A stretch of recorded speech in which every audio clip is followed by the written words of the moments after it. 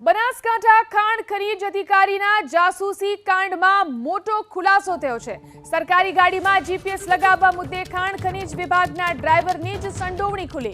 ખાણ ખનીજ વિભાગમાં ડ્રાઈવર તરીકે ફરજ બજાવતા સુરેશ ચૌધરીની તપાસમાં સંડોવણી ખુલતા લોકલ ક્રાઇમ બ્રાન્ચે તેની ધરપકડ કરી।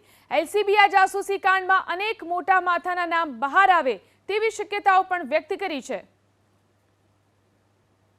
તો ખાણ ખનીજ અધિકારીના ડ્રાઈવરની એલસીબી અટકાયત કરી। સરકારી વાહનમાં જીપીએસ લગાવવાના કેસમાં ડ્રાઈવરની સંડોવણી બહાર આવી છે।